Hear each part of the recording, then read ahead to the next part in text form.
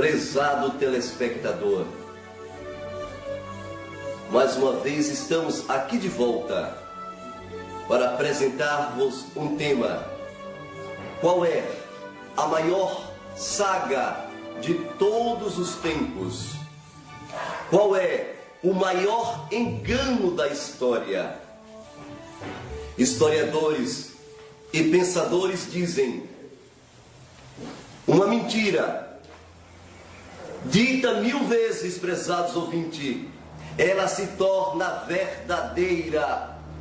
A humanidade atualmente tem embalado em seu berço durante 2000 anos, milênios, hábitos, costumes, mudanças que, ao colocar estas coisas à prova das Sagradas Escrituras, meu prezado ouvinte, percebemos o paganismo mitológico ali explícito, o paganismo greco-romano, explicitamente visível em suas páginas. Por isso eu gostaria de começar o programa nesta oportunidade perguntando a você, querido telespectador, qual é a maior saga de todos os tempos? Qual é o maior acontecimento da história que a humanidade tem sido enganada? O que vocês vão ouvir agora, prezados ouvintes, é a história que nunca te contaram. É a história que nunca te contaram. Pela primeira vez vocês vão ouvir. Bem, vejamos Apocalipse 17, versículo 3. Abramos as nossas Bíblias e vejamos o que está escrito lá.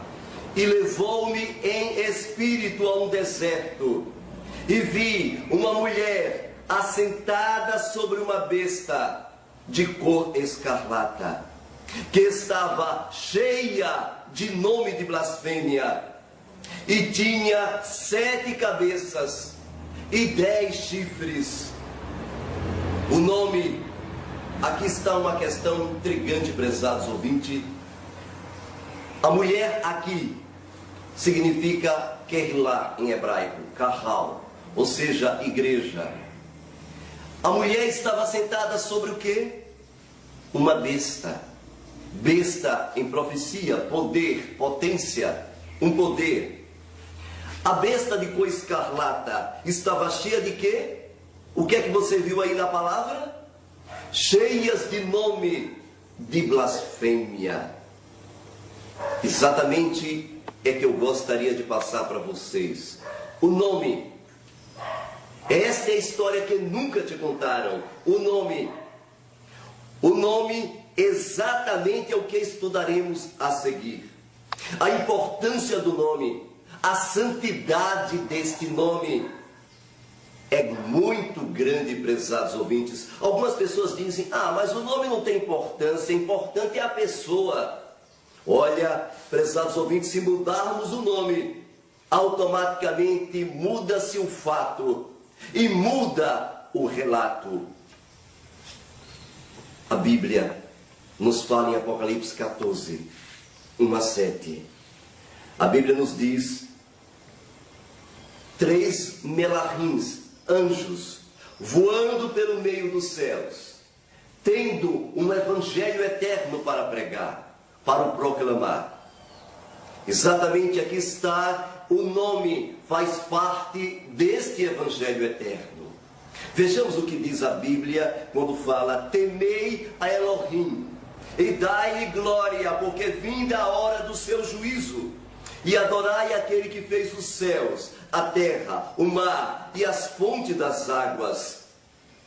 O segundo anjo seguiu dizendo: caiu, caiu, Babilônia, aquela grande cidade que a todas as nações de a beber do vinho da sua prostituição. O terceiro anjo diz: seguiu o terceiro anjo dizendo com grande voz: se alguém adorar a besta e a sua imagem, e recebei um sinal na sua testa e na mão direita. Veja, prezados ouvintes, que sinal é este? A palavra do Eterno nos diz em Apocalipse 7, nós estamos aqui com a Bíblia original, vou pegar aqui da minha estante, a Bíblia verdadeira, onde diz claramente em Apocalipse 7, não danifiques a terra, o mar, não danifique as fontes das águas, até que seja selado na fronte os servos do nosso Elohim, até que seja selado na fronte os servos do nosso Elohim. Eu pergunto para vocês, que sinal é este, prezado ouvinte, telespectador? Abra aí a sua Bíblia em Apocalipse 14.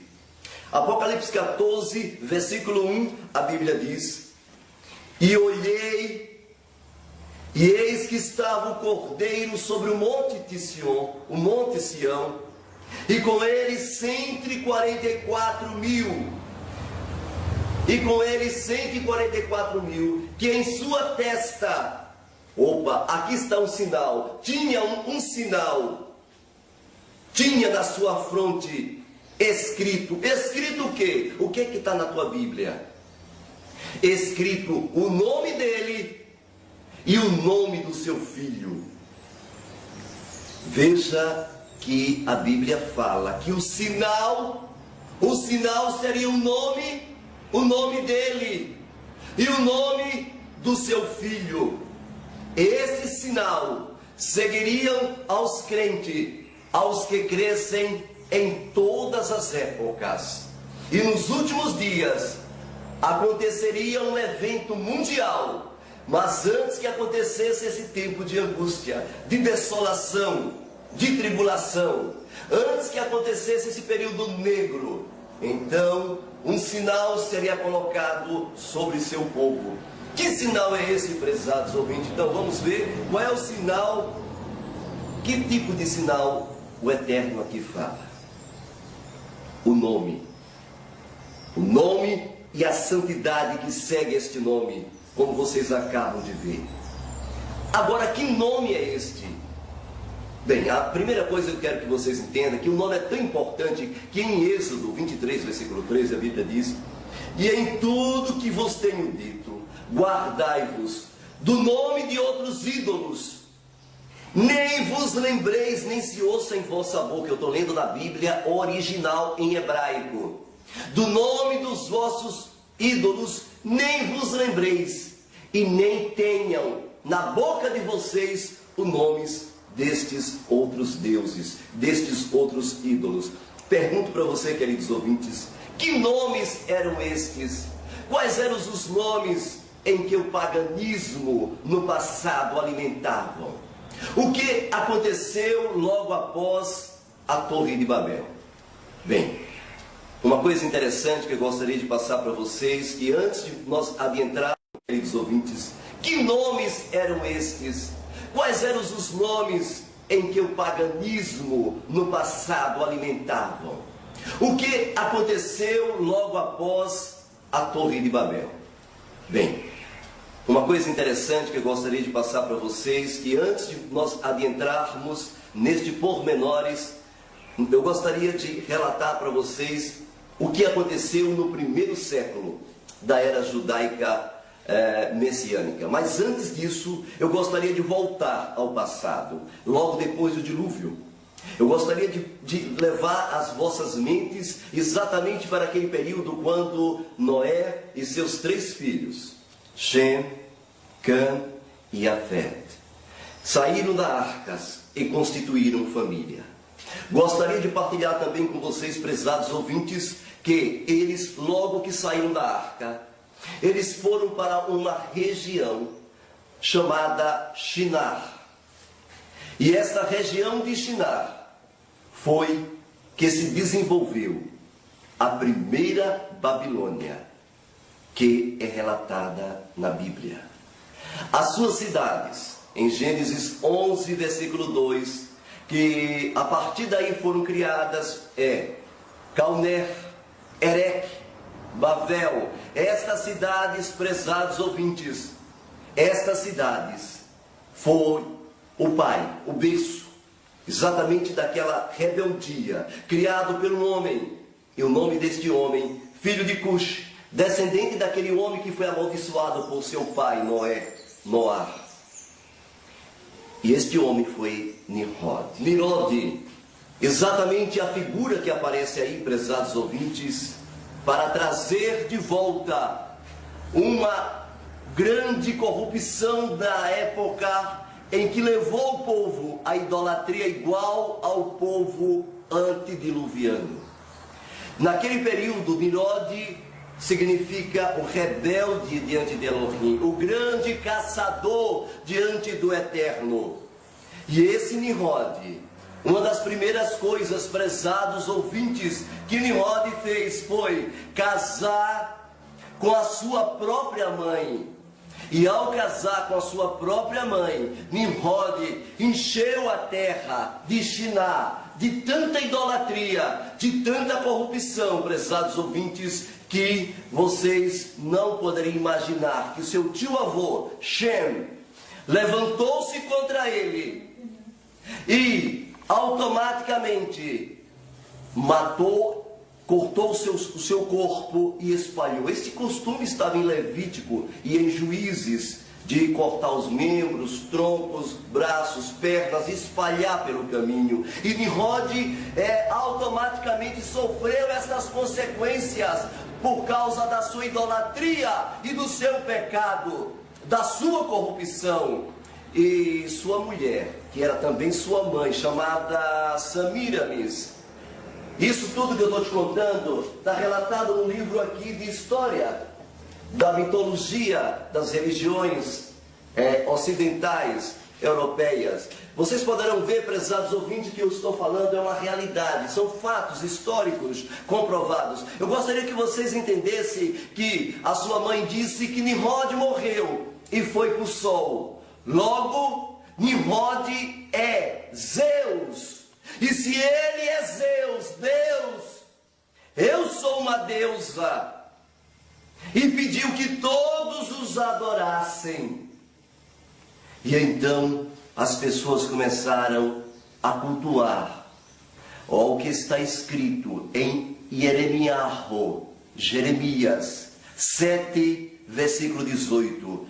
Começaram a adorar a rainha dos céus, que se vestia, Jeremias 10, 9, de azul e de púrpura, do mesmo sistema idolátrico igual ao seu esposo. Continuou aquele sistema de idolatria, sabe, prezado ouvinte? E uma das primeiras coisas que ela criou foi exatamente o confessionário.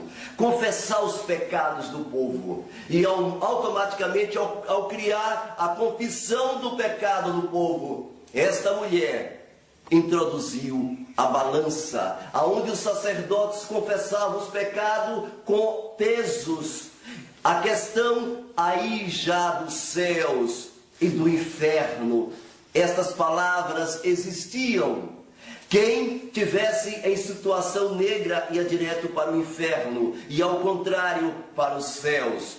A palavra inferno veio daí. Sabe, prezados ouvintes, não existe um inferno de fogo que fica queimando noite e dia com ímpios. Esses termos greco-romano, platônicos, foi introduzido por esta mulher. Foi ela que começou com essas ideias, que mais tarde entraram dentro da palavra do Eterno, dentro da Bíblia. O termo verdadeiro é Sheol, que significa morte, prezados ouvintes. Esta mulher também, em uma das suas noites, ela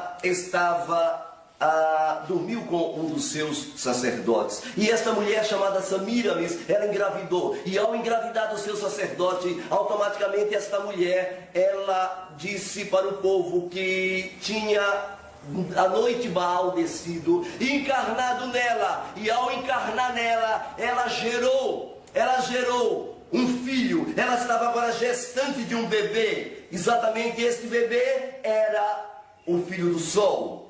e ela começou a apontar que este bebê era a encarnação do sol, de Baal. Ela disse, foi ela que disse que Baal morreu, foi para o sol e exigiu esta adoração. E você sabe, prezados ouvintes, quando foi que este bebê nasceu?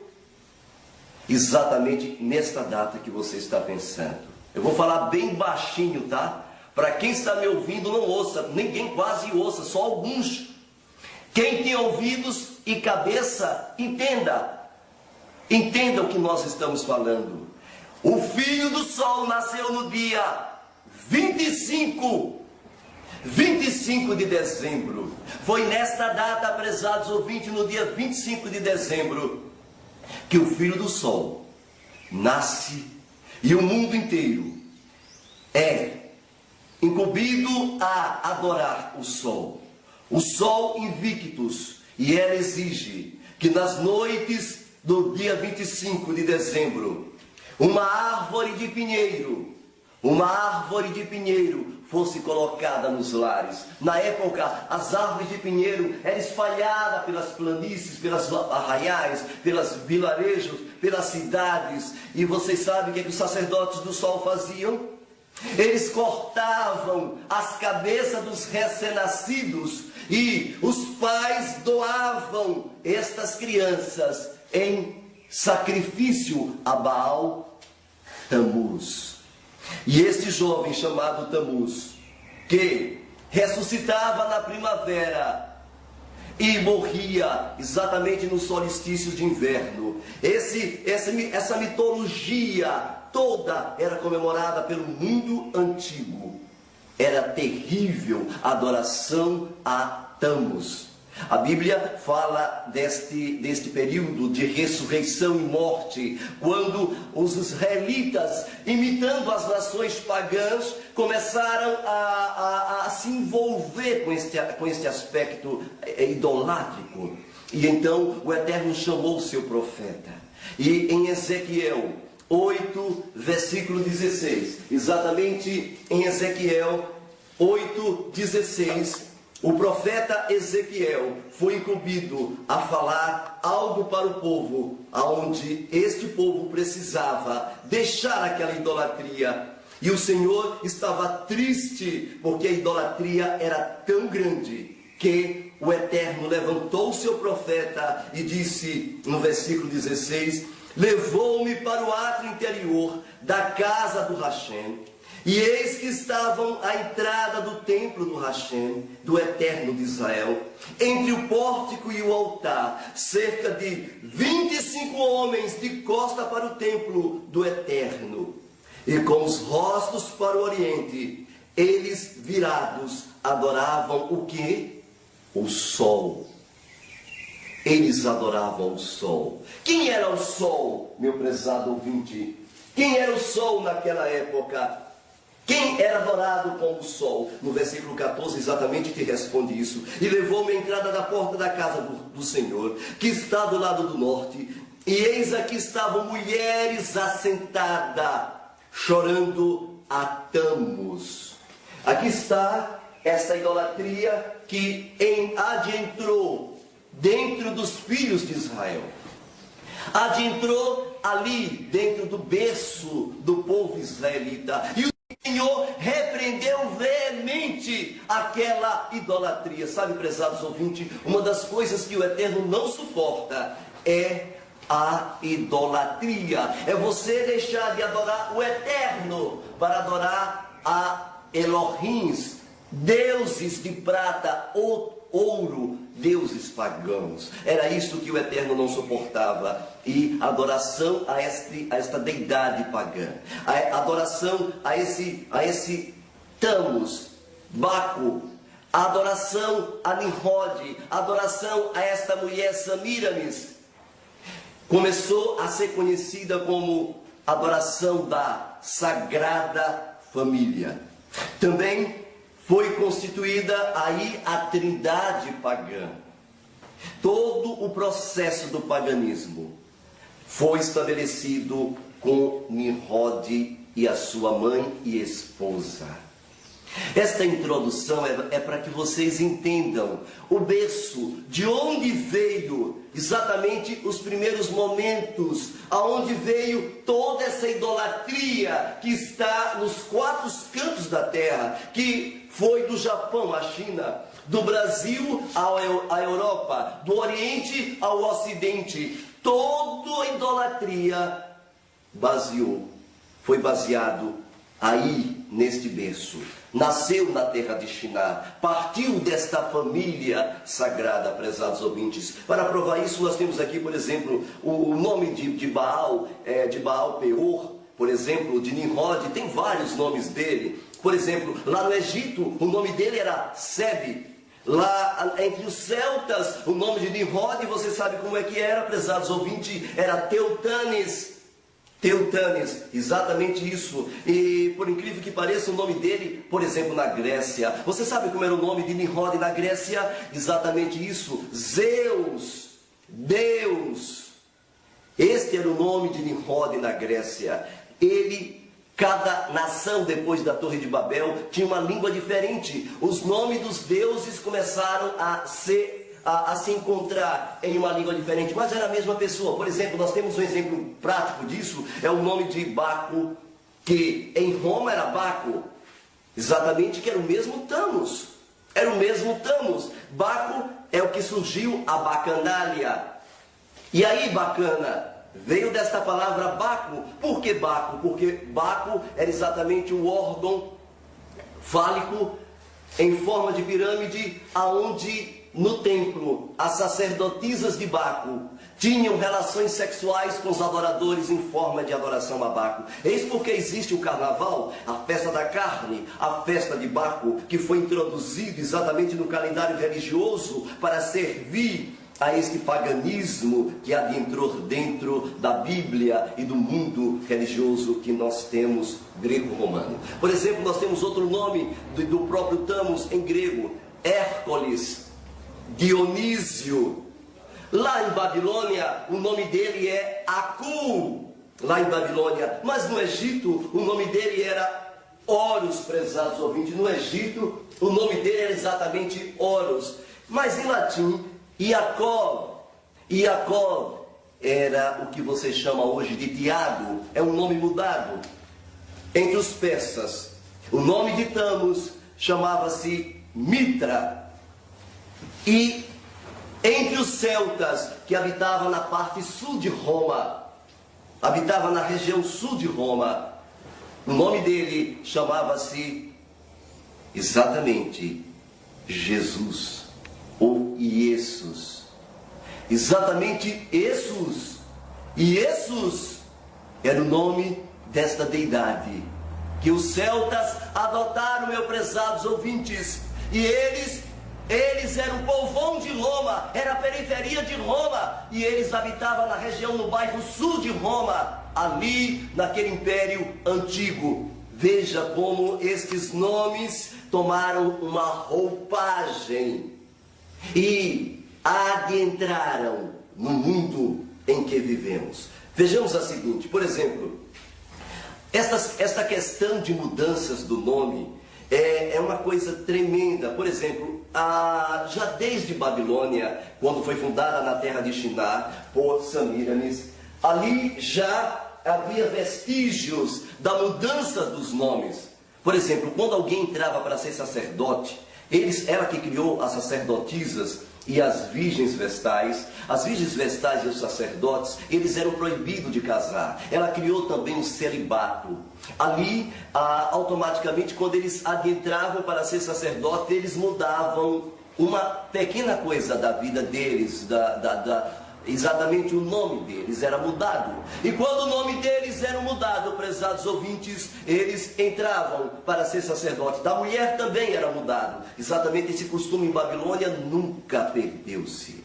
Ao entrar para dentro de Babilônia, o seu nome tem que mudar. Um exemplo disso nós temos dentro da Bíblia, é o caso de Daniel. Ali, quando Nabucodonosor levou aqueles 4 jovens cativos para Jerusalém, aconteceu que automaticamente, ao adentrar dentro do templo do rei, a primeira coisa que Nabucodonosor, o rei pagão adorador do sol, fez com o mesmo foi a mudança do nome. Daniel, por exemplo, a palavra Daniel significa o Senhor é o meu juiz. E eles colocaram Beltesazar. Você sabe o que é Beltesazar? Beltesazar significa amado de Baal. Que coisa terrível, né, prezados ouvintes? Mas os seus três amigos que também acompanhavam Daniel mudaram os nomes deles. Era o caso de Misael. Misael, você sabe o que significa Misael? A palavra Misael, El Elohim, Misa, igual a Elohim, semelhante a Elohim. Eles mudaram para Mesaque. Você sabe o que significa Mesaque? Mesaque significa quem é semelhante a Acu. Acu era um deus sumeriano de Babilônia. Outro nome é o de Ananias. Ananias significa Elohim é gracioso. Eles colocaram outro nome diferente, colocaram Sadraque. Você sabe o que significa Sadraque? Inspirado de Acu. E o último nome lá em Babilônia foi Azarias, prezados ouvintes. E você sabe o que significa Azarias? Elohim é a minha ajuda. E eles mudaram o nome dele e colocaram Abednego, que significa servo do nego, o Deus do fogo. É incrível. Vocês poderão ver que estas mudanças do verdadeiro nome é interessante vocês entenderem como isso acontecia lá em Babilônia. E para falar do nome do Eterno, algumas expressões que se usam em hebraico, e para você conhecer o nome que foi mudado do Todo-Poderoso, do Altíssimo, vocês poderão ver que o sinal que foi dado em Apocalipse 14 é exatamente o nome do Pai que vai estar na testa dos 144 mil e o nome do seu Filho. Para isso nós temos que conhecer quem é o Pai, como ele é chamado na sua língua, na língua santa, a língua pura, a língua de Shem. Você sabe o que significa a língua de Shem, prezados ouvintes? A língua de Shem é exatamente o hebraico. A língua de Shem era falada por Avraham, que nós falamos Abraão. E esta língua de Shem que era falada antes do dilúvio. Esta língua de Shem, ela era o hebraico antigo, era o hebraico bíblico. E o Eterno, o nome dele é exatamente, se referimos a ele como Altíssimo. Adonai, Elohim, Hashem. Na verdade, nenhum judeu pronuncia a pronúncia verdadeira das 4 consoantes, que era em hebraico Iod, Re, Vav e Re.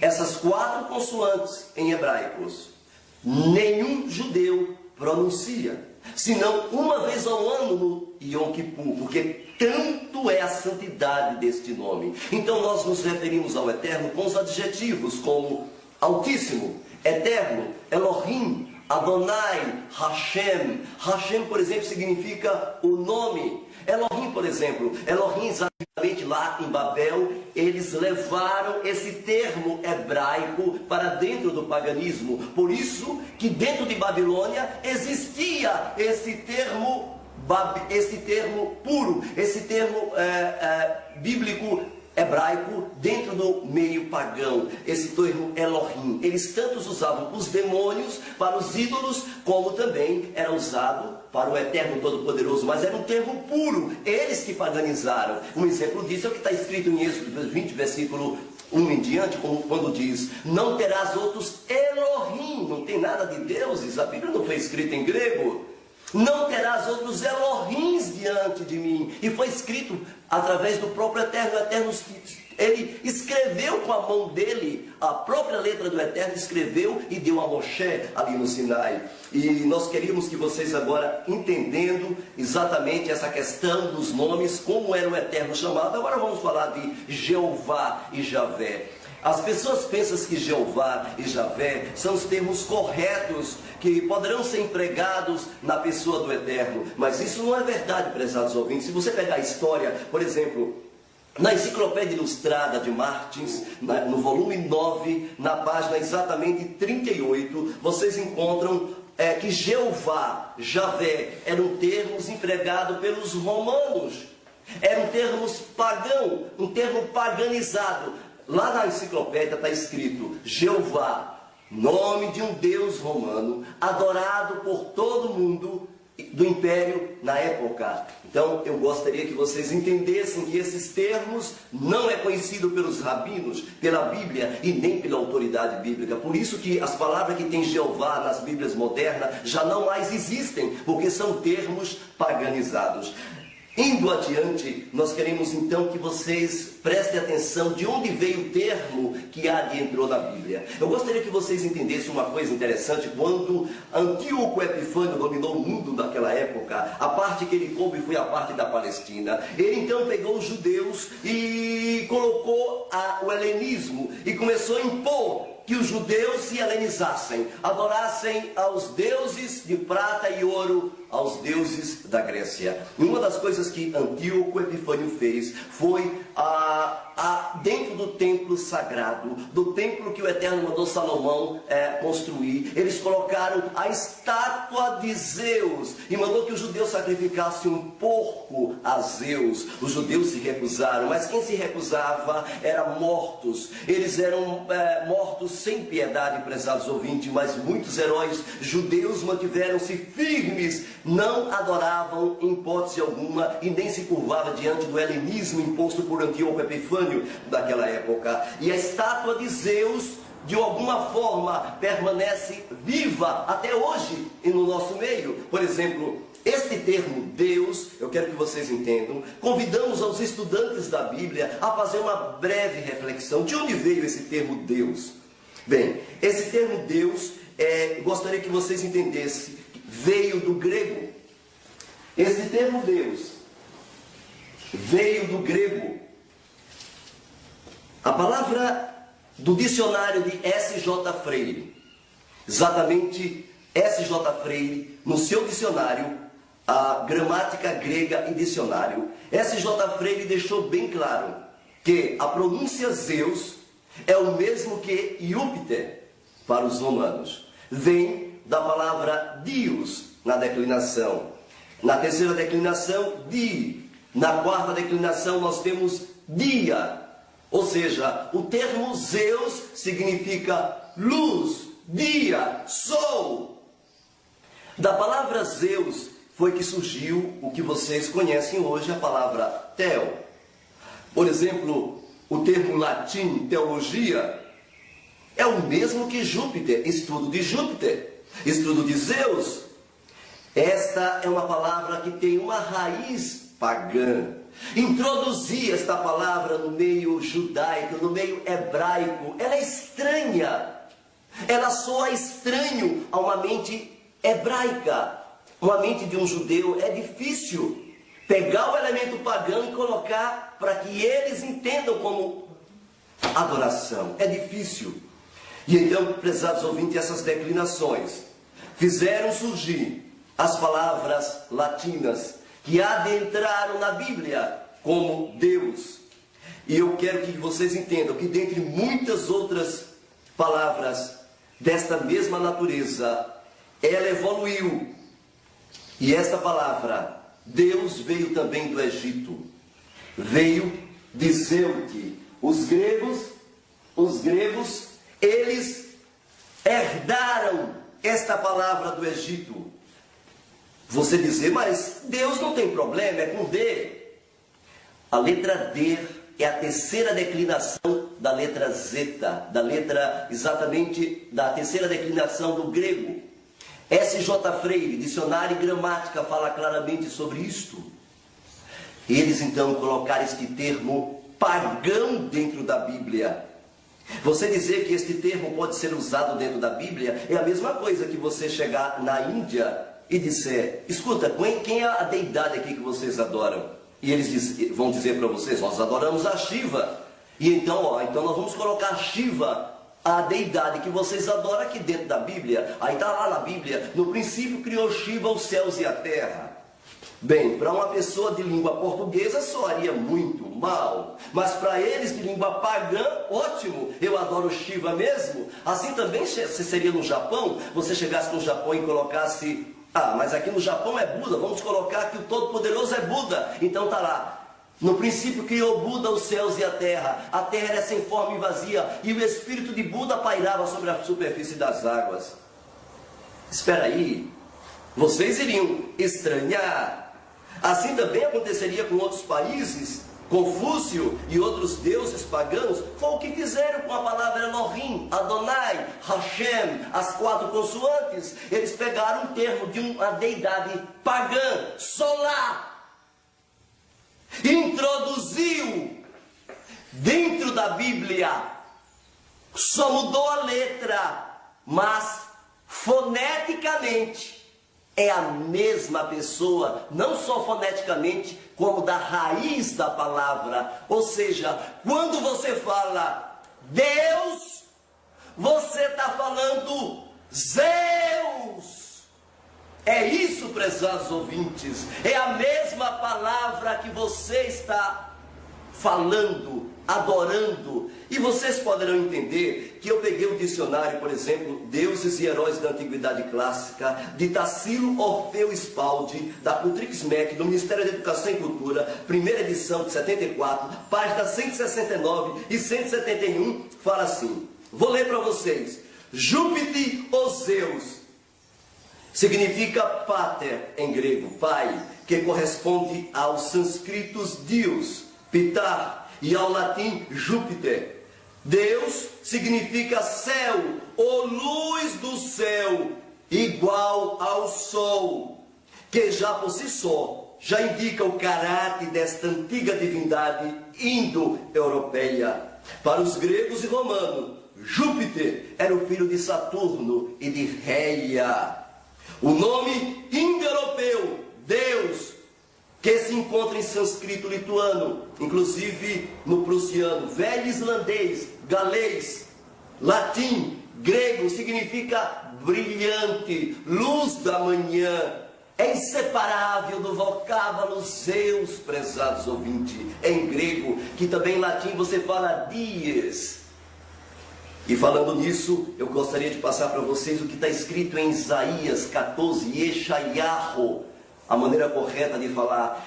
Isaías 14, 12 a 14. O que diz lá na tua palavra, na tua Bíblia? O que diz lá? Está lá escrito: como caíste do céu, tu resplandecente filho da alva, como fostes cortado por terra, tu que debilitava as nações. É incrível isso. E tu dizias no teu coração: eu subirei ao céu, acima das estrelas de Elohim, e serei semelhante ao quê? Ao Altíssimo. Olha a palavra aí: como caíste do céu, tu resplandecente, brilhante. A palavra brilhante significa Zeus, luz do sol, Deus, luz do sol. É incrível, prezados ouvintes. Eu sei que é um impacto forte você ter que ouvir estas coisas, mas está se cumprindo uma profecia. Babilônia está sendo desmascarada. O hebraísmo do primeiro século jamais usava este termo na boca de Deus. Nunca eles usaram. Eles não eram helênicos. Eles se afastavam completamente de tudo que a Torá proibia. As escrituras hebraicas reconhecem que só o Eterno, o Hashem, o Adonai, é o único Elohim. Ele não é Zeus, Deus.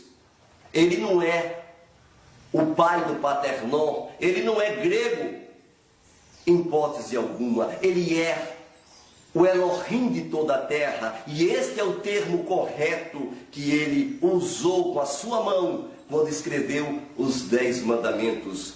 Veja que quando o anjo, o Melahim, apareceu a Miriam, quando o Melahim apareceu a Miriam naquela oportunidade, o Melahim aproximando-se de Miriam, como foi que ele disse para ela? O anjo falou grego? Será que o anjo falou grego? Quando por acaso Yosef recebeu a visita do Melahim, do anjo, será que o anjo falou grego? Ah, eu não acredito, o anjo falar grego? Bem, uma prova disso nós temos na Bíblia, por exemplo, em Atos 26, 14 a 15. Atos 26, 14 a 15, nós temos uma prova exatamente do que aconteceu quando o Messias apareceu ao apóstolo. Exatamente quando o Messias apareceu ao apóstolo. Vamos ver, eu vou te provar que o Messias falou grego. Vocês querem ver que ele falou grego com o apóstolo Shaul? Vamos ver. Atos 26, 14 está escrito: e caindo nós, o apóstolo Shaul, para quem não sabe, é Paulo. É o mesmo Paulo. Já é uma mudança, tá, querido ouvinte? É uma mudança do nome dele. Ele não é Paulo, o nome dele é Shaul. É totalmente diferente. Paulo significa o diminuto, o pequenininho, aquele que foi rebaixado. Shaul significa o alcançado por orações, não tem nada a ver com o nome dele. Mas eu gostaria que vocês entendessem, na hora da conversão dele, ele disse: e caindo nós todos por terra, ouviram uma voz que falava em língua grega. É o que está escrito na tua Bíblia aí? Não, meu amado, em língua hebraica. Em língua hebraica, dizendo: Shaul, Shaul, por que me persegues? Ele falou em hebraico. Será que aquele Melahim falou em grego com Miriam, quando ele disse: Miriam, o que está dentro de ti é de Elohim, e tu terás à luz a um filho, e chamará pelo nome de Não, querido ouvinte, não é Jesus. Ora, o anjo não estava falando grego, ele estava falando com uma pessoa que falava hebraico. O nome dele era exatamente um nome santo, um nome lindo, um nome justo. O nome dele significa salvação. E a palavra Jesus não tem esse significado. Quer uma prova melhor disso? Vamos lá. Preste bem atenção. Se você por acaso prestar bem atenção, você vai ver que em Yohanan, João 4, versículo 22, o que é que diz aquela samaritana, aquela mulher ao Messias, que estava ali assentado com ela? O que foi que ele disse? Ele disse: mulher, nem aqui e nem em Jerusalém, mas o Eterno quer que o adore em espírito e em verdade, porque a salvação vem de quem? Vem dos gregos. Ah, é? O que está escrito aí? Vem dos judeus. A salvação vem dos judeus, prezados ouvintes. Por incrível que pareça, aquele que foi nascido em Israel, aquele que tem um nome santo, foi escolhido com uma missão santa. O Messias, que foi revelado a Miriam, esse Messias, jamais, o nome dele foi Jesus. Vejam, não existe letra J. A primeira coisa que você vai se deparar com o termo Jesus é que a letra J nem existia em hebraico, nem em latim, nem em grego. Não existe. Eu me lembro quando eu era criança, na missa, eu me lembro quando eu estava lá na missa, que o padre rezava a missa. Me lembro quando ele dizia: em nome de Patre, Filho, Espírito Santo, em nome de Jesus Cristo. E isso era esse termo que adquiriu uma roupagem. A letra J, por exemplo, ela só entra em nossa linguagem a partir do século XIV. No século XIV, a letra J entra. E eles trocam o I, e então fica Jesus. Eu gostaria que vocês entendessem, prezados ouvintes, que se vocês chegassem em Roma, ali no sul de Roma, no bairro onde ficava o Celta, e perguntasse: vocês conhecem um Messias que morreu numa cruz? E esse Messias que se chama o Eu Sou é a salvação, Yeshua. Vocês conhecem eles? Os romanos iam dizer para você: olha, eu não conheço, em hipótese alguma. Mas se você chegasse para aquelas pessoas e perguntassem: escuta, vocês conhecem Jesus? Automaticamente eles diziam: ah, sim, é o nosso Deus que aqui em Roma nós adoramos como Mercúrio.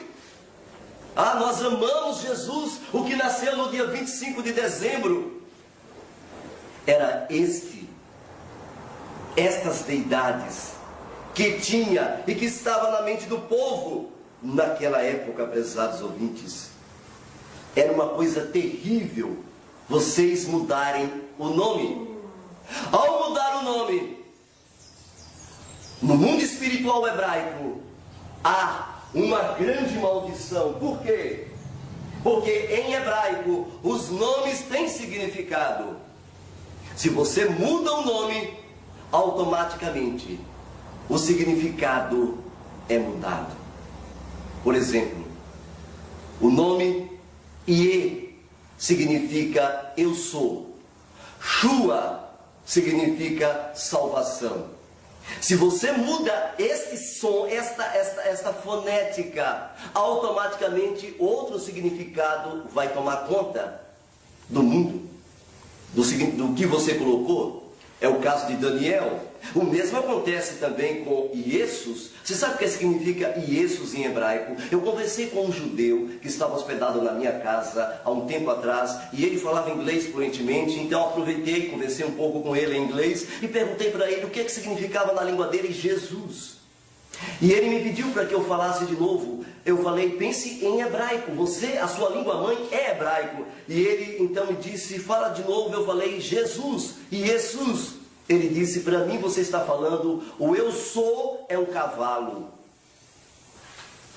A Bíblia é clara quando diz, em Yeshayahu 52, 5 e 6, quando a Bíblia diz claramente: o meu nome é blasfemado incessantemente no meio deles, mas o meu povo conhecerá o meu nome. Veja, prezados ouvintes, que só tem um grupo que vai conhecer o nome verdadeiro do Salvador. E esse grupo, o Eterno de Israel chama de o meu povo, porque a palavra sus em hebraico bíblico significa cavalo, não no índice. É o termo, é a língua que se fala em Israel hoje, o índice. Mas no termo bíblico, sus é cavalo. Mas você pode dizer: não, mas sus não tem nada a ver. Sus aqui é grego, e sus e cavalo em grego é hipona, ou hippos, sei lá. Bem, queridos, eu gostaria que vocês entendessem que sus em grego é uma blasfêmia, tanto em grego como em latim. Está lá, eu vou mostrar para vocês. Gramática grega, S.J. Freire, está aí, diante de vocês. Sabe o que significa sus? Nas declinações, significa porco. Porco! É incrível! Sus significa porco. Exatamente por isso que Antíoco Epifânio pediu para que os judeus sacrificassem diante da estátua de Zeus. Diante da estátua de Zeus, pediu que sacrificasse um porco dentro do templo sagrado, dentro do templo santo, meus prezados ouvintes. Por isso que eu gostaria de que vocês entendessem que Apocalipse 17, 3, a Bíblia diz que aquela mulher estava sentada sobre muitas águas e montada numa besta, em um poder, cheia de nome de quê? Nomes de blasfêmia. Esta mulher estava cheia de nome de blasfêmia. Por isso que eu gostaria de perguntar: qual é o nome verdadeiro que o Melahim disse a Miriam? E que, quando ele perguntou, o apóstolo Shaul: quem é, Senhor? Quem tu és? Ele não disse: eu sou Jesus. Ele não disse isso. A própria carta que nós fizemos, eu fui pessoalmente na Sociedade Bíblica do Brasil, aqui em Brasília, e eu falei, vi lá, claramente está lá o original, está lá o termo Yeshua. Era este o termo que ele usou. Eu sou Yeshua, a quem tu persegues. Tu persegues e é Yeshua. Quem subiu ao céu e desceu, diz exatamente Provérbios 30, versículo 4. Quem encerrou os ventos nos seus punhos? Quem amarrou as águas nas suas roupas? Quem foi? Qual é o nome dele? E qual é o nome de seu filho, se é que o sabes? O nome dele, prezados ouvintes, é o Eu Sou, é a salvação. Yeshua, esse era o nome aramaico. Yeshua, esta é a expressão hebraica do nome dele. Os planos para mudar o nome do Salvador é antigo. Queria que vocês entendessem que os planos para mudar o nome do Salvador é antigo. E o Eterno, será que o Eterno não sabia? Você poderá dizer, mas se o Eterno sabia, por que ele deixou? Porque tanto tempo, depois de milênios, esse nome continuou? Como é que o Eterno nunca se importou? O Eterno se importou sim. É tanto que o profeta Jeremias 11:19, lá está escrito exatamente o termo que vocês desconhecem hoje, quando diz: eu era como um manso cordeiro, não sabia que tramavam planos contra mim, dizendo: cortemo-lo a árvore, para que esqueçam da memória do seu nome. Cortemos a árvore com seu fruto, para que se esqueçam do seu nome. O Eterno já havia previsto que o nome do Salvador seria mudado, e o nome de Elohim também seria mudado. Eu gostaria de ler para vocês exatamente o que está escrito ali na apostila mitológica, no dicionário das mitologias europeias e orientais. Nesse dicionário você encontra exatamente o que está escrito ali, quando o paganismo dá conta quem era Jesus. Fala quem era Jesus. Eu vou ler para você na página exatamente na página 44, onde diz: Jesus, o Deus Jesus, chegou até nós através dos romanos. O próprio nome já parece ser uma adaptação latina. Lucano, no seu poema Farsália, refere-se ao horrível Jesus de ferozes altares. Era o Deus do trovão, do raio e das tempestades. Equivalia, portanto, a Júpiter. O Deus sanguinário de Lucano, segundo o comentador da Idade Média, exigia no seu culto vítimas humanas que eram suspensas em mármores. Em Treves e em Paris encontram-se monumentos onde Jesus aparece como derrubador de árvore. O monumento de Paris, de origem galo-romana, apresenta numa face o touro com 3 grãos e na outra o Deus lenhador, que corta os ramos com o seu machado. Sabemos que se trata de Jesus, mas ignoramos os mitos que simboliza. Os filólogos querem ver nas palavras de Jesus a deturpação de Eros, Senhor, o dono da casa, que em hebraico é Baal. Bem, queridos ouvintes, aqui está no próprio dicionário das mitologias. Alguns podem falar para vocês: escuta, mas o nome verdadeiro do Salvador, alguns pastores têm dito isso, quando eles dizem: não, mas o nome verdadeiro do Salvador é Yeshua. Eu sei que isso é lá em Israel, mas aqui nós estamos no Brasil, e no Brasil nós falamos português, e o nome dele em português é Jesus. É assim que os pastores falam. Outros dizem: não, mas esse nome é um termo grego, é um nome que veio do grego, não tem nada a ver, ele veio do grego, é a maneira como os gregos falam, é uma tradução do hebraico para o grego. Prezados ouvintes, Muitas vezes a ignorância é a maior arma que se usa para justificar, aceitar estas ideias. Para vocês terem uma ideia, eles falam é uma tradução. Para que nós possamos entender isso, é preciso que você desmascare alguns indivíduos que têm uma mente totalmente paganizada, que quer justificar aquilo que o homem mudou. Para você ter uma ideia, vá no professor de linguística, no professor de português, pergunte o que é tradução, escreva aí, vamos lá. Tradução é mudança de letra, mudança de fonética, mas não de significado. Está aí, vamos tirar a ignorância, vamos ver o que é uma tradução. Isso não é tradução coisa nenhuma. Tradução é mudança de letra, mudança de som, mas não de significado. Vamos dar um exemplo de tradução, vamos lá. A palavra em inglês table, por exemplo, em português significa mesa. Bom, você mudou aí o som, mudou? Mudou. Mesa, table. Você mudou as letras, não mudou? Mudou. Table, T-A-B-L-E. Em português, M-E-S-A, mudou. Mas conservou o significado. Mesa lá nos Estados Unidos table lá nos Estados Unidos é mesa aqui no Brasil. Outro exemplo, nós temos aí então uma tradução. Vocês têm uma tradução. Outro exemplo, no caso, é o que vocês chamam do nome do Salvador. No caso de Yeshua, como se traduz o nome dele?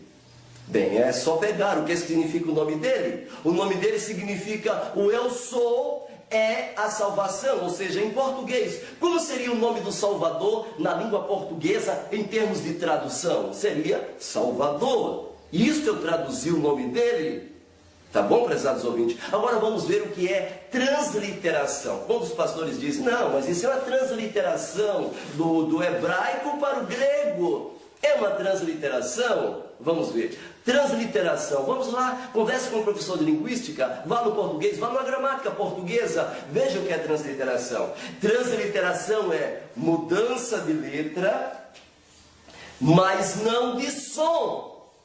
Ou seja, muda-se a letra, mas conserva-se o som. Conserva-se a fonética. Vamos no caso de uma outra palavra em inglês, house. Você então coloca house, como você translitera? Vamos então, muda-se as letras. House, H-O-U-S-E.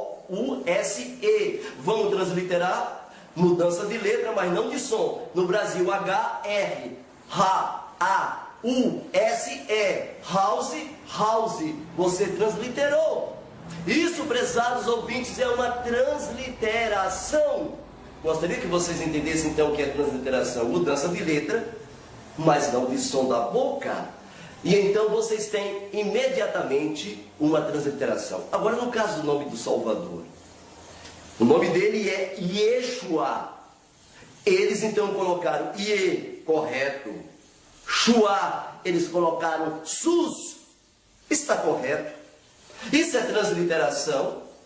Não, prezados ouvintes, isso é transmudação. Eles mudaram o nome, como faziam os babilônicos no passado. Eles mudaram para um outro ser, uma outra deidade, que os romanos conheciam o seu Jesus, que era o que vocês acabaram de ver na pregação anterior sobre o terrível Jesus que derrubava a árvore com seus ramos. Por isso que Jeremias diz, aos 19, cortemo-lhe a árvore e façamos com que o seu nome seja apagado completamente. Exatamente a figura de Jesus que está em Paris. O derrubador de árvores está lá no Museu de Paris. É incrível, em Treves, em Paris, há um quadro lindo de Jesus derrubando árvores. Alguns historiadores, então, alguns pastores dizem, mas o termo Jesus, e nós pesquisando nas bibliotecas antigas, ou seja, no arqueologia, lá em Purã, em outros sítios arqueológicos, nós descobrimos que o termo Jesus já existia. Era assim que os gregos se referiam a Yeshua, e já existia muito antes que o Messias vir ao mundo. Eles traduziram isso, os termos babilônicos, quando eles traduziram a Septuaginta, e eles começam a fazer estas colocações. Só que vejamos a seguir, prezados ouvintes, é verdade, o nome Jesus já existia no meio grego, se referindo a Yeshua, é verdade, mas de maneira nenhuma era a mesma pessoa, era um sincretismo. Exatamente, Jesus era uma deidade solar, filho de Zeus, que eles relacionavam ao indivíduo iluminado chamado Yeshua em Israel. Isso você tem que entender. Por isso que a matéria da Globo, naquela oportunidade, quando as Olimpíadas aconteceu faz pouco tempo aqui no Brasil, aliás na Grécia, quando as Olimpíadas aconteceram, a matéria do jornal Hoje da Globo, da edição de 18/5/2004, está no site www.globo.com/jornal hoje. A matéria é de 18/5/2004. Exatamente, o jornalista da Globo diz o seguinte: a Olimpíada é uma oportunidade, ver a Grécia com outros olhos. Você pensa que eu falo grego? Acertou. E o articulista começa a falar uma matéria sobre o assunto. Então ele diz: quando você entrar em uma igreja, preste bem atenção, prezados ouvintes, pense que foram os gregos. Quando você entrar em uma igreja, pense que foram os gregos que transformaram o nome Yeshua em Jesus. Os gregos que deram a ele o sobrenome de Cristo, que quer dizer aquele que é sagrado, ungido pela luz solar. Matéria da Globo, tá, prezado ouvinte? Não é matéria minha. Eu gostaria que vocês entendessem que o nome do Salvador não foi traduzido, não foi transliterado, foi exatamente mudado. E para que vocês entendam isso, o filme de Mel Gibson, foi uma resposta do Eterno para aqueles que nunca imaginavam que algum dia um homem iria se levantar para fazer um filme aonde resgatasse a originalidade dos nomes. Ali está o apóstolo.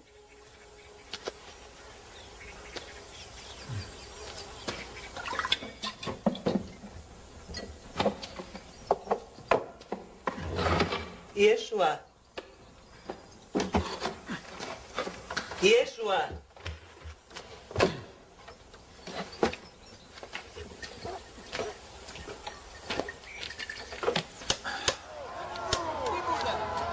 Ddaethau difradd,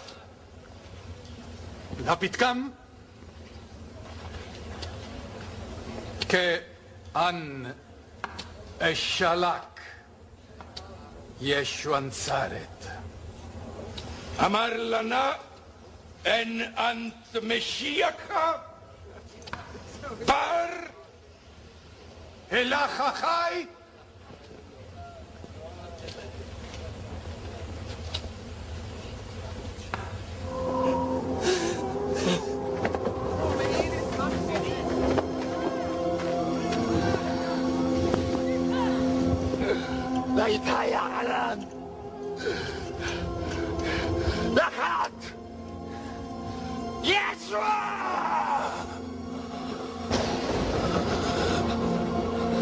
O apóstolo Kefas, que se chama Pedro, Shaul, que eles falam Paulo, e Jacó, que eles falam Tiago. Veja que as mudanças dos nomes aconteceram em um nível, prezado ouvinte, muito maior do que vocês pensam.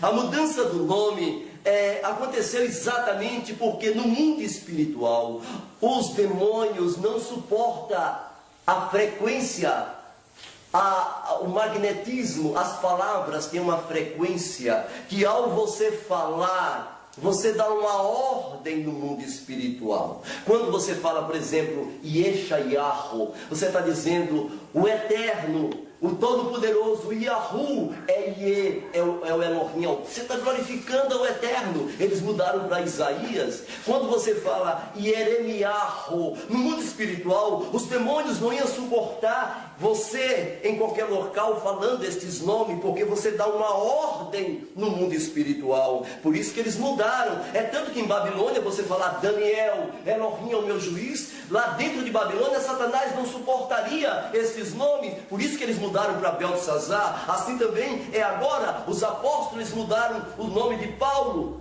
O nome verdadeiro, Shaul, eles botaram Paulo. E assim sucessivamente, até mesmo o nome do Eterno Elohim Adonai, eles botaram Deus. E o nome Yeshua, eles botaram Jesus.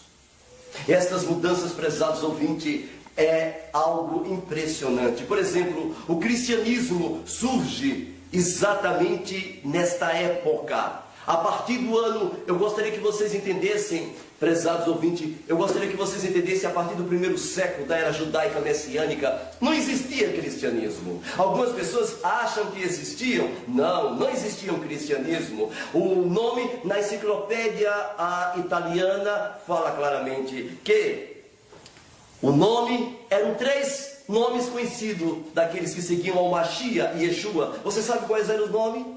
Exatamente era judeus messiânicos, e entre os gentios, seita dos nazarenos e seita do caminho. Esta seita dos nazarenos e seita do caminho, o qual o apóstolo Shaul disse: eu faço parte desta seita. E ele disse isso com clareza. Aí começa a perseguição. Aqueles sacerdotes lá de Israel que proibiram e que mataram Yeshua, pense que foram sacerdotes com os romanos, não foram os judeus. Os sacerdotes, na época, eram cargos de Roma, chegava a custar até $300 mil no dinheiro atual. O preço para você ocupar o cargo de um sacerdote era muito dinheiro. E quem colocava o sacerdote no poder era César. Quando pediram para matar Yeshua, quando eles gritaram claramente: crucificam-o, eram os sacerdotes que tinham cargos de Roma, e quem matou foram os próprios romanos e não os judeus. Os zelotes era o único grupo de nacionalistas que participaram deste complô junto com o sacerdote e com os romanos. Não foi culpa dos judeus. É tanto que o apóstolo Shaul em Romanos 11 disse: Elohim abandonou o seu povo, porque o Senhor tem uma eleição no meio do seu povo. Prezados ouvintes, em hipótese alguma, a igreja cristã substitui Israel. Esta doutrina, esta teologia da substituição é um crime. É tanto que Israel voltou novamente ao ser uma nação, como tinha sido prometido em Zacarias, Oséias e tantos outros profetas, principalmente Deuteronômio, que em hebraico Devarim. Prezados ouvintes, Israel hoje é uma potência, voltou novamente a ser uma grande potência como era antes. E eu gostaria que vocês entendessem que naquele período, quando o cristianismo se forma, é a partir de Constantino. Foi ele que pegou a mão pelo abismo, estendeu a mão pelo abismo, e pegou a mão do mitraísmo pagão, e estendeu a outra mão dele ao abismo, e pegou a mão do judaísmo messiânico. E então Constantino pega as 2 mãos e dá estas 2 mãos um com a outra. Esse casamento chama-se, prezados ouvintes, esse casamento chama-se de cristianismo. Cristianismo então surge. Você sabe como é que surgiu então a introdução do elemento pagão lá dentro do cristianismo a partir do ano 315, 385, nesse período até o ano 476, quando o Império Romano passou totalmente o poder para Roma papal. Bem, vejamos, este período é marcado por uma grande mudança. A estátua de Zeus, que é trazido da Grécia, foi levado para Constantinopla. Constantino então muda para Constantinopla como a sede de sua nova capital. E ali em Constantinopla, a estátua de Zeus é introduzida. Em um documentário norte-americano, falando sobre as 7 maravilhas do mundo, o articulador, o autor da matéria, ele retrata muito bem como o rosto de Zeus dentro do templo, o rosto de Zeus e o próprio Zeus adentrou dentro da Bíblia, adentrou no meio cristão e tomou o próprio rosto de Jesus Cristo. Vejamos a matéria a seguir.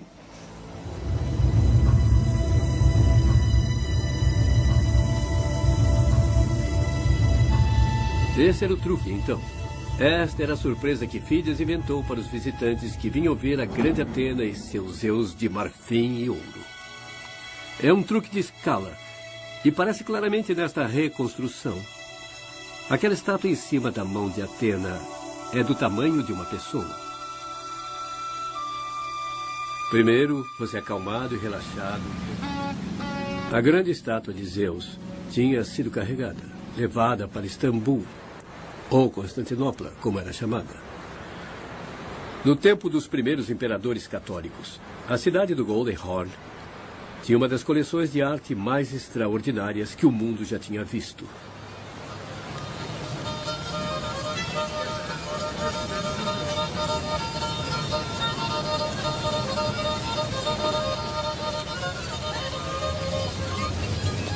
Este círculo de tijolos marca a entrada no palácio do devoto cristão eunuco Louses. Ele comandou o fechamento dos templos. Ele colecionava esculturas pagãs e as expunha em seu palácio. O maior prêmio de todos ficava no final do corredor. Uma estátua de Zeus de 800 anos. Ela ficava ali no nicho, como no fundo de uma igreja, tão alto como aquelas árvores. Aqui ficou por 60 anos, mais ou menos. Então foi destruída numa revolta na cidade. De certa forma, ainda está aqui até hoje, porque a grande face do Zeus de Fídias se tornou a face de Cristo onipotente para a Igreja Oriental.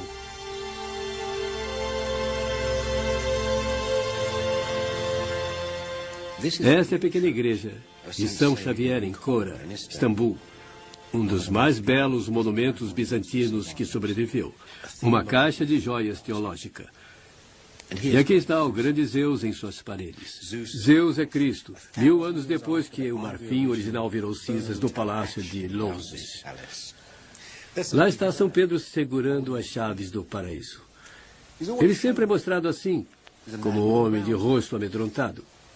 Cabelos longos e crespos e uma barba curta e loira. Agora, vejam São Paulo. Ele sempre é mostrado assim, completamente diferente. Pouco cabelo, testa pronunciada, barba longa e desordenada e um grande nariz de gancho. Qualquer um que viesse à igreja saberia quem eles eram apenas pela forma tradicional de retratá-los. Agora, olhem para cima, sentado em seu trono, o Zeus olímpico, como Cristo. Como é que um deus pagão chegou a assumir a própria imagem de Cristo? Muito bem, prezados ouvintes, eu gostaria que vocês entendessem que, por isso que os seres iluminados aparecem com o sol em volta da sua cabeça. Estes seres iluminados que aparecem com o sol em suas cabeças se referem à luz solar. Jerônimo, o tradutor da Bíblia, em 387, ele confessa, nós estamos aqui com o seu livro, Jerônimo, o tradutor da Bíblia, e o próprio Jerônimo diz: eu mudei a Bíblia e acrescentei milhares de erros a pedido de Damaso, o Papa da época. E esta é a Bíblia que circula no mundo todo, prezados ouvintes, com essas mudanças. Para que vocês vejam isso em casa, vocês podem pegar a Bíblia Thompson de estudo, na página 1377 e na página 1378. A Bíblia Thompson fala que milhares de erros foi introduzido dentro da Bíblia. E Almeida, o padre Almeida, nós temos aqui com a Bíblia do padre, exatamente, nós temos aqui a Bíblia de um próprio padre que está aqui conosco, a Bíblia de um padre, e esta Bíblia está aqui traduzida pelo padre, exatamente traduzida pelo padre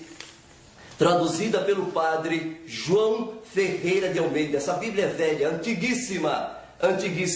Vocês poderão ver que milhares de erros foram introduzidos dentro desta Bíblia, prezados ouvintes. Gostaria que vocês entendessem ainda mais que nós temos que entender como o elemento pagão entrou dentro da Bíblia Sagrada. E esses elementos começaram a fazer parte do dia a dia. E o povo acostumou com este paganismo, adentrou em sua cabeça e é muito difícil sair. Só o poder, só o povo de Elohim é que vão entender esta mensagem, prezados ouvintes. Por isso que está escrito em Atos 4, versículo 12.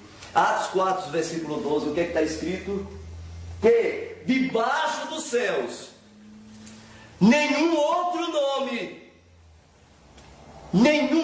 nome, olha bem que o apóstolo Shaul fala, nenhum outro nome importa pelo qual seremos salvos. Não há outro nome. E este nome, quando o apóstolo escreveu, não existia Jesus. O nome que ele escreveu foi Yeshua. Este é o nome do Messias. Por isso, prezados ouvintes, queremos que vocês entendam que a salvação, ela vem dos judeus.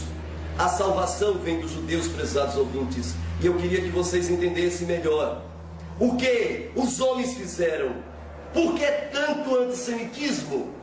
Por que esse espírito antissemita? Por que este ódio?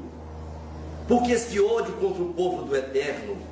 Bem, em Gênesis 12, 1 a 3 diz: ora, o Senhor disse a Abraão: far-te-ei uma grande nação, abençoarei os que te abençoarem, e amaldiçoarei os que te amaldiçoarem, e em ti serão benditas todas as famílias da terra. Aqui está o monoteísmo, a adoração de um único ser, não de três. No concílio de Niceia, eles introduziram a trindade pagã, que os apóstolos abominavam, que Yeshua mesmo dizia: eu e o Pai somos um só. E quando perguntaram para ele qual é o maior mandamento, ele disse: o maior mandamento é que o Eterno é um. Ele usou Deuteronômio 6, quando está escrito: Shema Israel, Adonai Eloheinu, Adonai Echad, Baruch Shem Kevod Malchuto Leonavael. Ele usou essa expressão Echad, o Eterno é um. Exatamente, o maior mandamento é que o Eterno é um só, prezados ouvintes. Vós adorais, diz Yohanan 4:23, o que não sabeis, porque a salvação vem dos judeus. A Bíblia diz também em Zacarias 8:23, naquele dia sucederá que pegarão sim 10 homens de todas as línguas das nações, pegarão sim no talit. Você sabe o que é talit, prezados ouvintes? Talit é isso aqui. Isto é um talit. A Bíblia, eles colocaram veste, não é veste, a tradução original, está lá. Pegarão no talit e no tecipici de um judeu.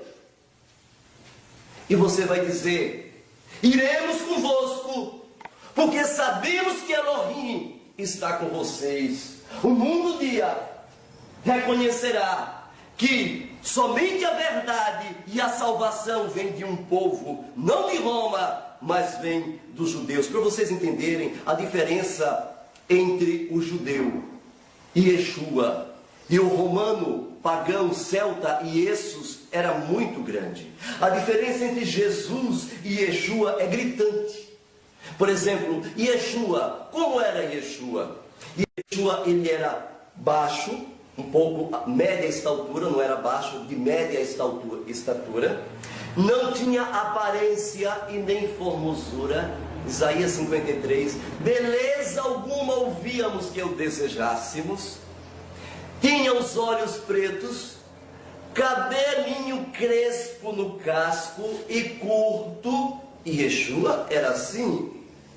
E ele usava uma coisa desta natureza, chamada kippah, e Yeshua, o Salvador do mundo que morreu numa cruz, usava isso aqui na cabeça, e ele também usava exatamente um talite como este. O Salvador do mundo usava um talite como esse, porque é um mandamento, e ele então usava este talite, e Yeshua, e ele era desta maneira: a pele morena, o nariz ou traços meio grosseiros. E Yeshua, prezados ouvintes, era um judeu, e o retrato que vocês vão ver agora é uma reportagem que foi encontrado, baseado no palestino, do judeu da época do Salvador Yeshua. General configuration of the face is determined by the skull, and the face that will emerge from this reconstruction will be broadly similar to the kind of face that this man had when he was alive. The face Neave constructs will be that of a first-century Middle Eastern man, weathered by desert life and hard work, probably one that was old before its time.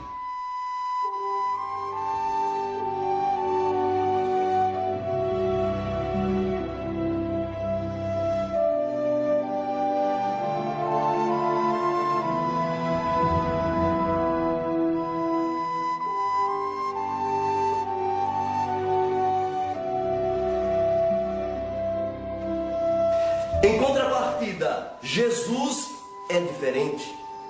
Jesus, ele tem cabelos longos, estatura um pouco alta. Jesus tem os olhos verdes.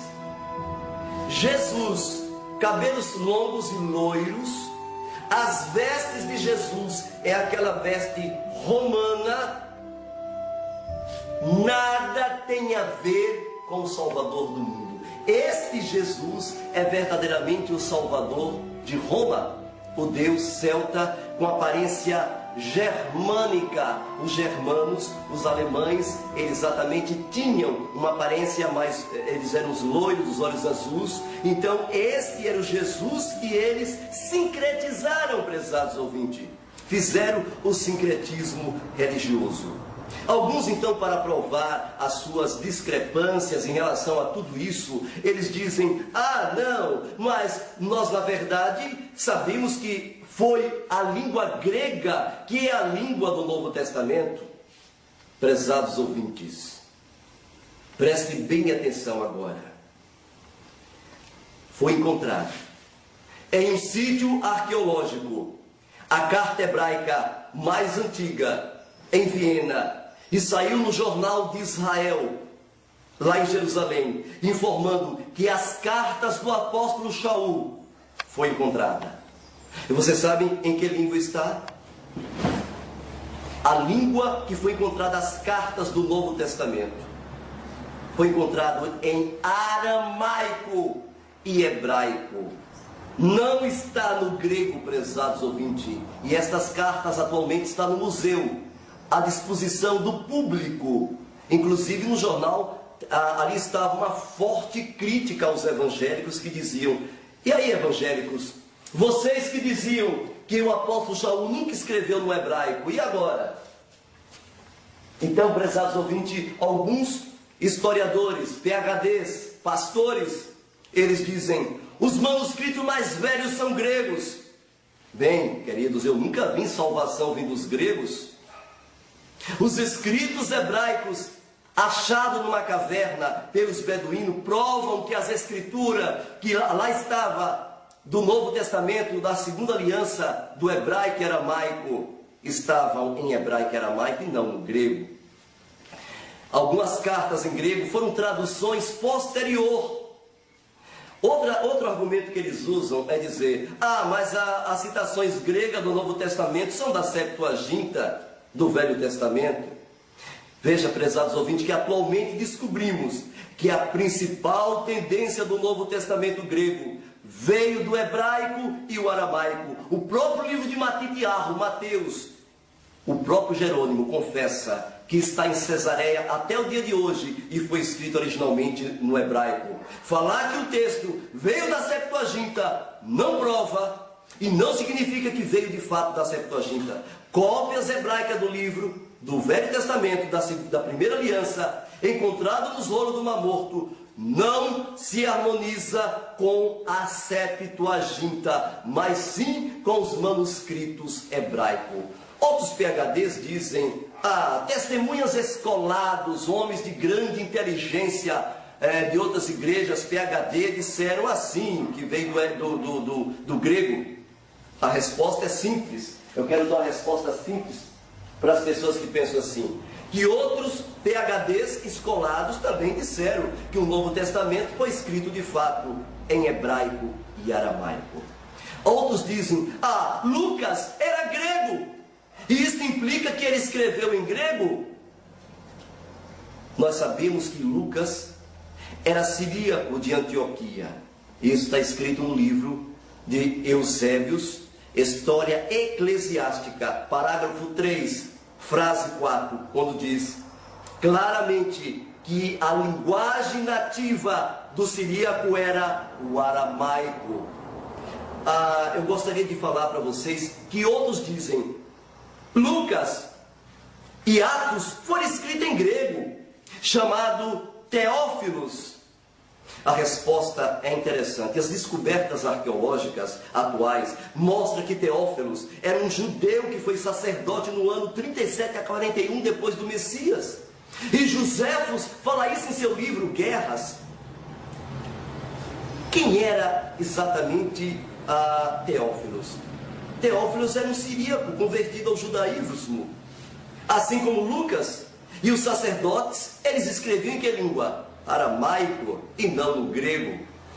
Os nossos inimigos ainda dizem, o grego era a língua judaica naquele tempo. Vamos ao historiador Joséfos. Vamos lá, vamos pegar o livro de Joséfos, Guerras. Veja ali na página 37, está escrito: o historiador Flávio Joséfo, no primeiro século, testifica o fato que os judeus do primeiro século falavam hebraico. Ele testifica que o hebraico, e não o grego, aqui está escrito no livro de Joséfo, era a língua daquele lugar naquele tempo. Entretanto, Joséfo nos dá uns vislumbres que as moedas de Barcoba, com as inscrições naquela época, estava em aramaico e, em hipótese alguma, prezados ouvintes, estava no grego.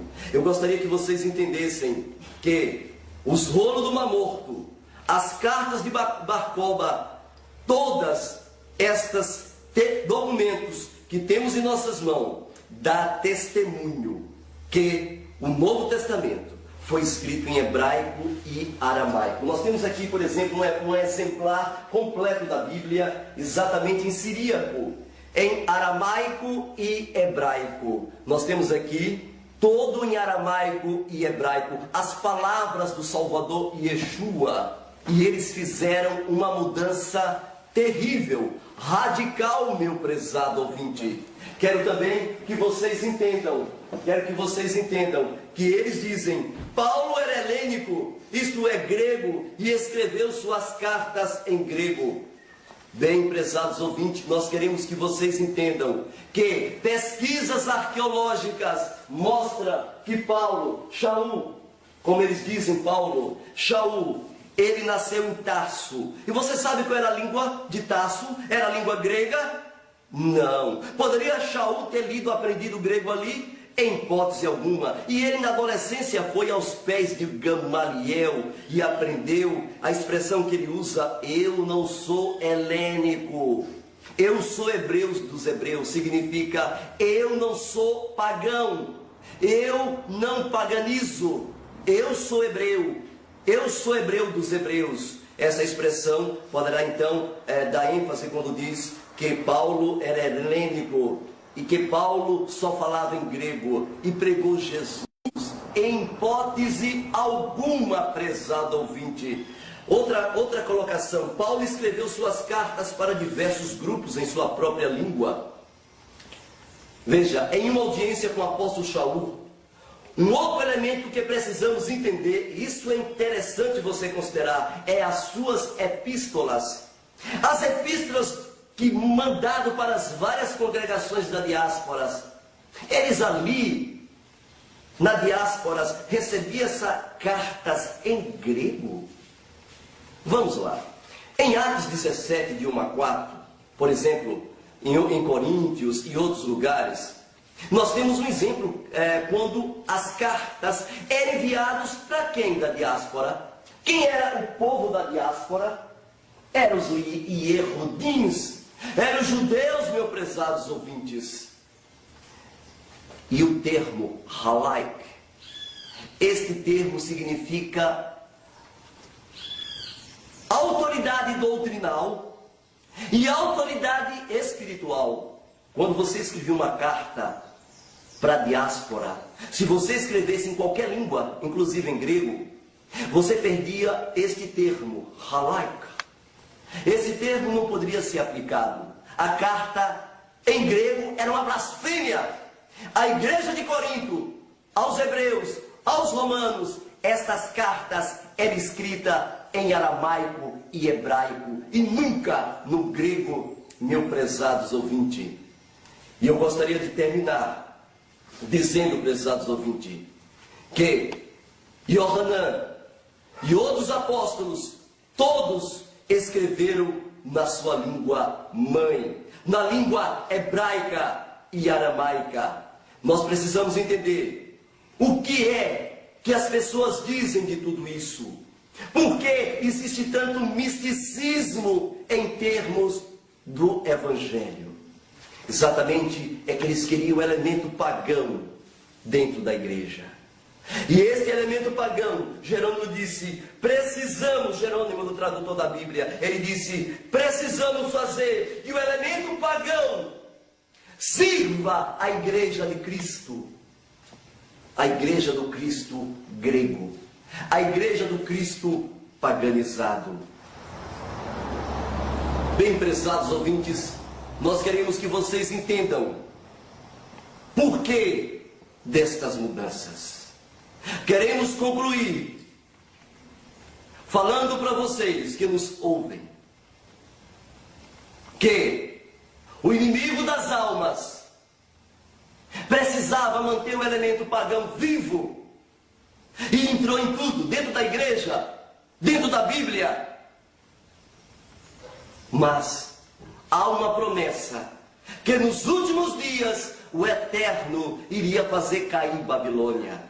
E os nomes de blasfêmias iriam cair por terra. Mas somente o povo dele, só o povo dele, conheceria o seu nome.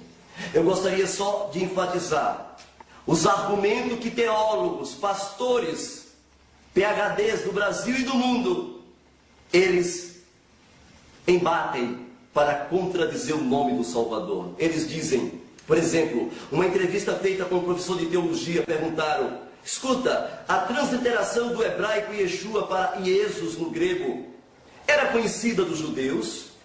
E ele respondeu, mentirosamente, acontece em algum outro escrito além da Septuaginta? E eles perguntaram. A sua resposta foi, o nome Jesus era muito popular entre os judeus até o início do segundo século. Ora, como isso é verdade se nem a letra J existia?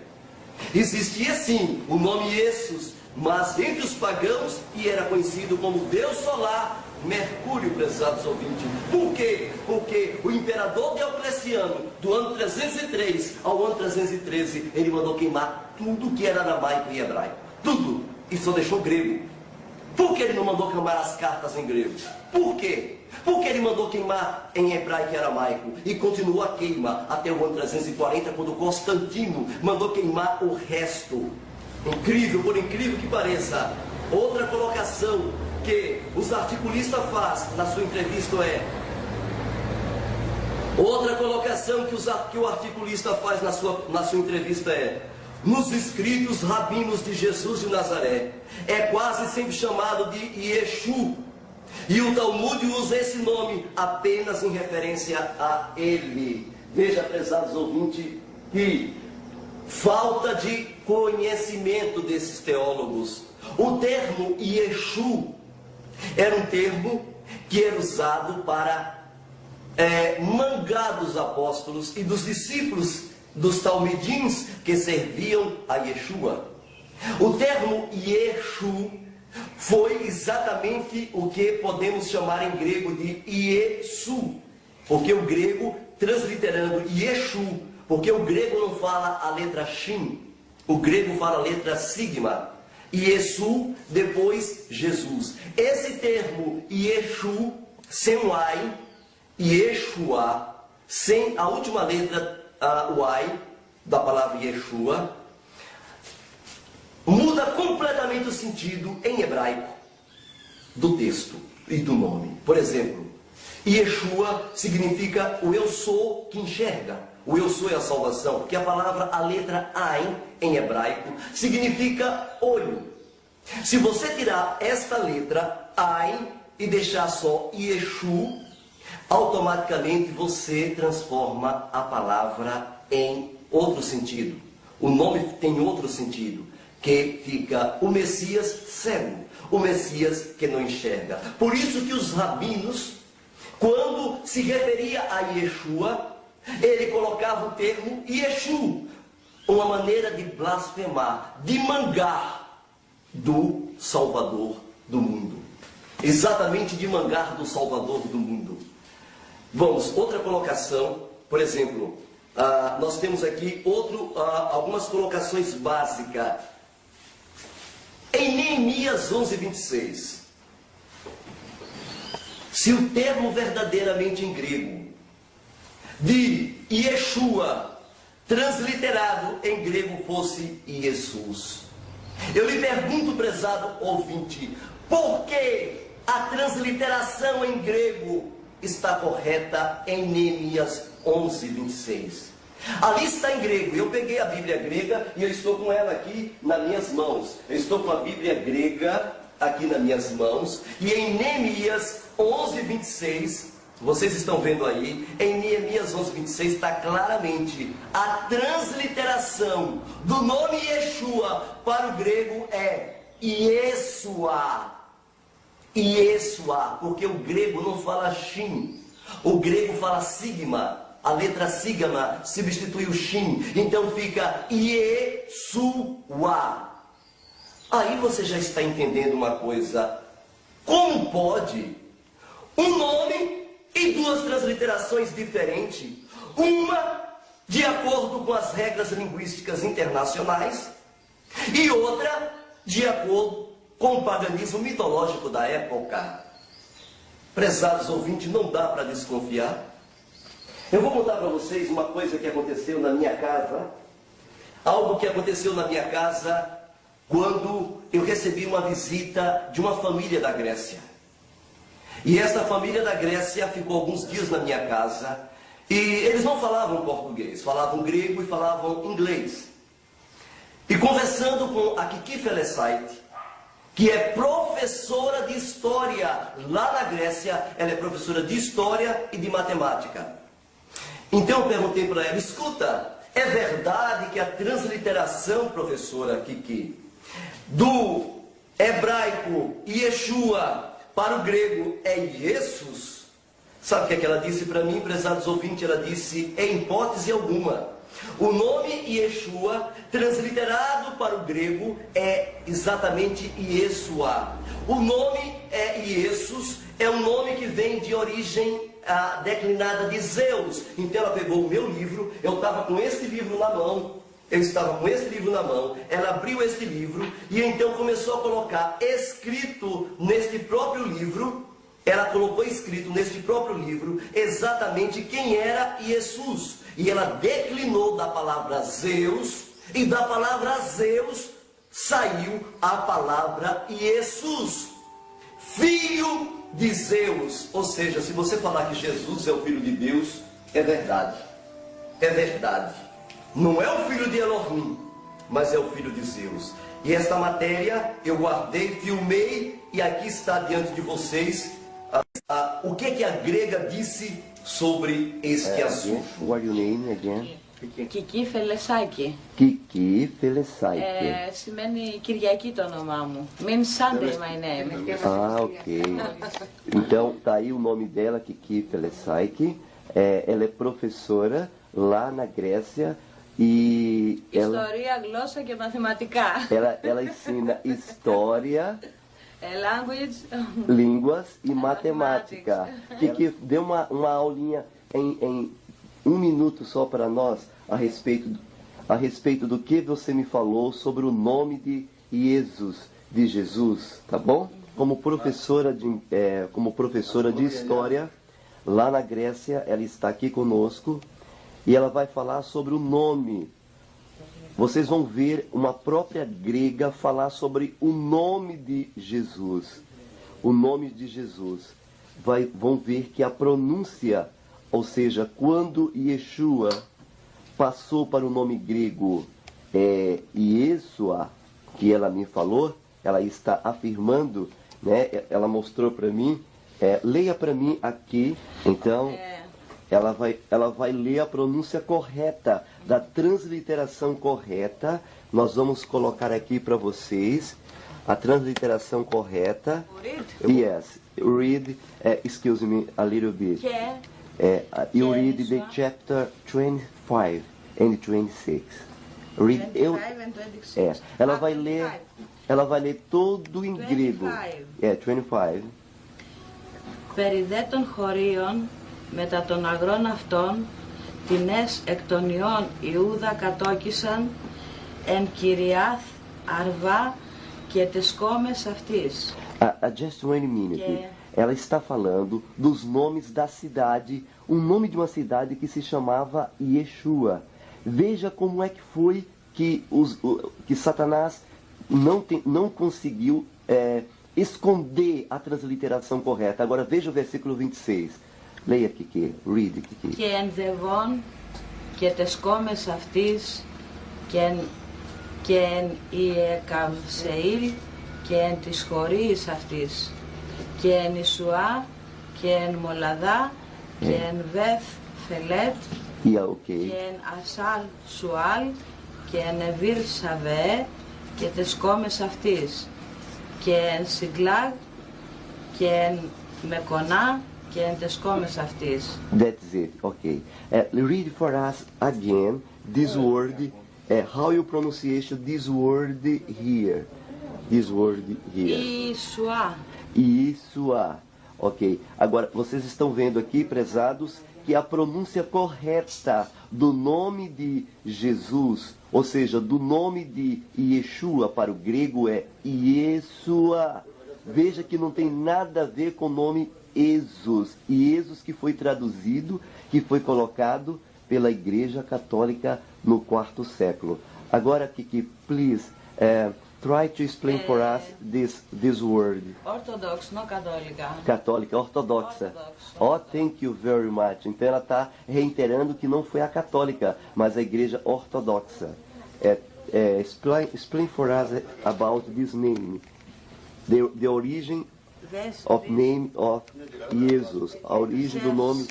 Yes. Explain for us. Zephs. Yes. Tá aí. Explain for us this name. Zephs. Este Zephs da origem, this word, que é? Yes. Tá vendo como a pronuncia então? E vem, e Zeph significa Zeus. Está aqui, não é isso mesmo, professora? This is right, teacher? Yes. Zeus. Zephs. The name of Jesus is the same name of Zeus. Não é isso? O nome Jesus é o mesmo nome de Zeus, que nós conhecemos, então, pelo mundo, em que as pessoas adoram um nome, sendo que é o outro nome, na verdade, colocado pela Igreja Ortodoxa, como ela mesma, professora de História, está afirmando. Professora, thank you very much, Jesus, in your language. In my language? In your language.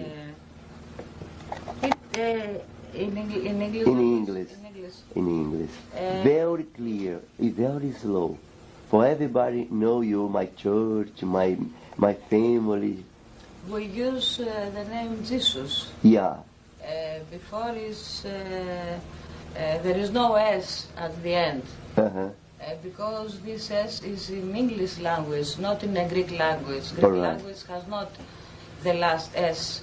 In Greek language, we finish with A, and then put S after English language. So Yeshua is it's the correct translation for the Greek people.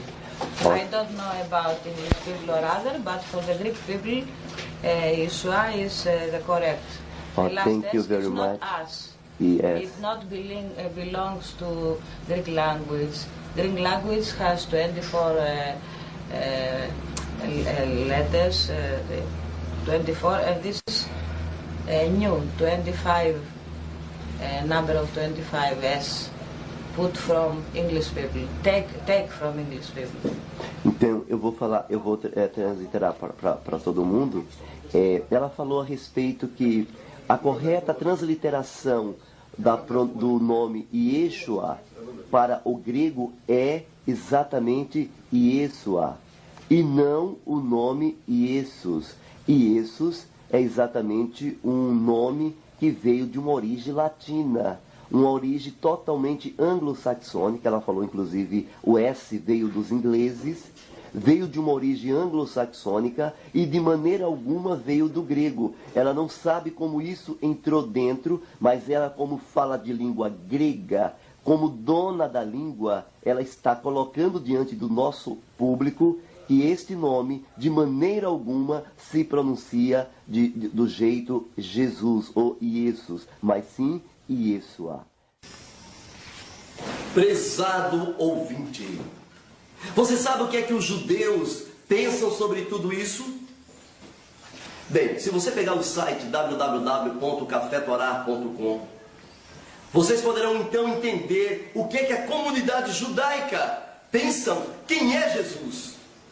Eu vou ler só 3 parágrafos sobre o assunto. Eles dizem: você quer saber o que os judeus pensam sobre Jesus? Ou acerca do nome Jesus? Eles dizem: o nome Jesus Cristo está escrito equivocadamente.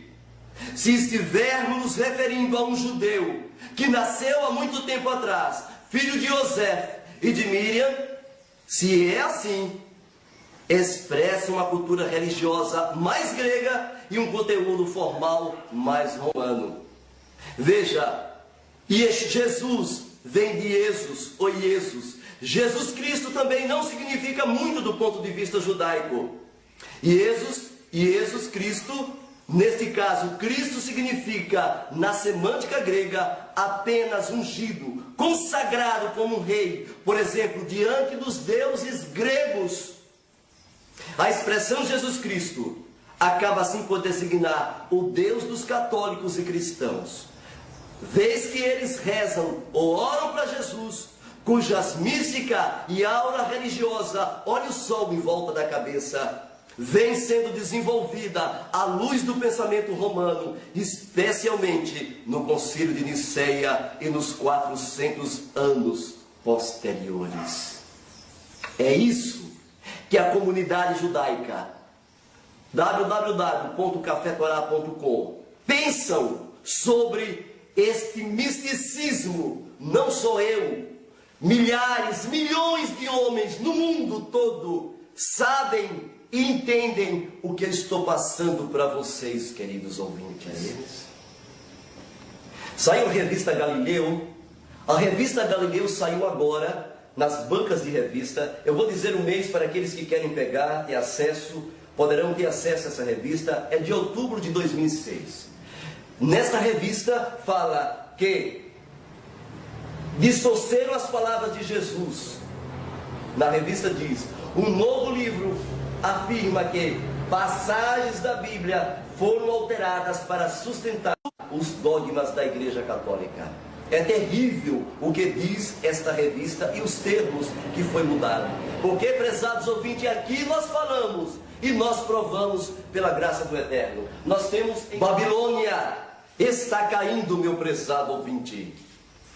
E aqui está o livro Guia Ecumênico da CNBB, editora Paulus.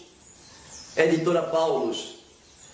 E eu gostaria que vocês soubessem que na página, exatamente na página 242, aliás, 218, no parágrafo de irmãos separados, você sabe o que a igreja romana diz?